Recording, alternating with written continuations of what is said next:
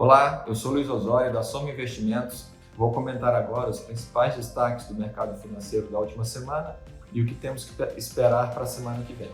Começando pelos Estados Unidos, o Fed, que é o Banco Central americano, aumentou a taxa de juros em 25 pontos base, levando para 5,25%. Já existem indicações de que a economia americana está desaquecendo, o que foi confirmado pela divulgação do crescimento do PIB americano. O primeiro trimestre do ano, a economia americana cresceu 1,1%, enquanto o esperado eram 2%, e no último trimestre do ano passado, o crescimento havia sido de 2,6%. Por outro lado, o mercado de trabalho continua aquecido. Em abril, foram criados 253 mil novos postos de trabalho, enquanto o esperado eram 180 mil.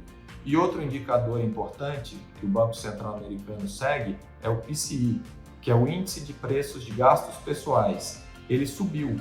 No último trimestre de 2022 havia sido 3,7 e ele foi para 4,2. Isso indica que o Banco Central americano deve manter essa taxa de juros elevada, nesse patamar de 5,25, até o final do ano, para só depois começar o ciclo de redução de taxa. Para a semana que vem, o que temos que acompanhar vai ser no dia 16 de maio o dado de vendas no varejo e a produção industrial. Mudando nosso foco para a Europa, foi divulgada a inflação da zona do euro de março, que foi 0,7%. A inflação acumulada em 12 meses ficou em 7%, um pouquinho acima do esperado, que era de 6,9%. A boa notícia é que o núcleo da inflação acumulado em 12 meses caiu de 5,7% para 5,6%. Em função dessa inflação ainda elevada, o Banco Central Europeu decidiu por um aumento da taxa de juros em 25 pontos base na sua última reunião, levando a taxa para 3,75%. O que está acontecendo na Europa é que o setor industrial já está desaquecido, entretanto o setor de serviços ainda se mostra bastante aquecido. Isso indica que o Banco Central Europeu deve continuar o ciclo de aumento com pelo menos mais um aumento na próxima reunião, levando a taxa para 4%. Em função disso, o esperado é que a economia europeia se desaqueça com mais intensidade no segundo semestre do ano. Na semana que vem, teremos dados importantes para a Europa. Na terça-feira será divulgada a segunda estimativa do PIB do primeiro trimestre. A primeira estimativa foi de crescimento de 0,1% em 12 meses. E na quarta-feira, teremos a inflação da zona do euro de abril. Já na China, teremos uma agenda cheia. Na segunda-feira serão divulgados dados externos e de crédito. Na terça-feira, dados da balança comercial. Na quarta-feira, qual foi a inflação de abril.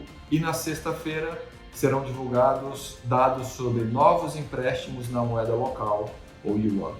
Por fim, vamos falar sobre o cenário doméstico. Aqui no Brasil, temos acompanhado que o Banco Central está sofrendo forte pressão do governo para reduzir as taxas de juros. Ainda assim, na sua última reunião, o Banco Central, conforme amplamente esperado pelo mercado, manteve a taxa de juros em 13,75%.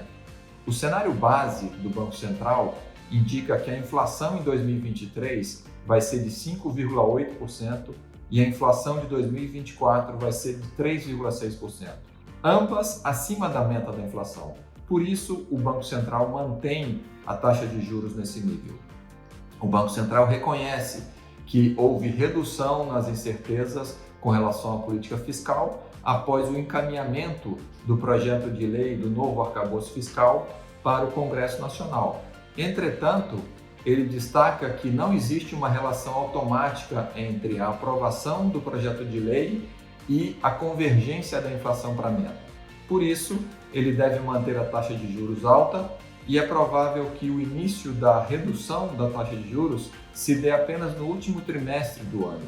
Na semana que vem, aqui no Brasil, o IBGE vai divulgar na quarta-feira o resultado de vendas no varejo para março. Mas o mais importante que temos que acompanhar é a provável apresentação do relatório final sobre o projeto de lei do novo arcabouço fiscal e as suas repercussões. É provável que que o Congresso endureça os termos propostos pelo governo.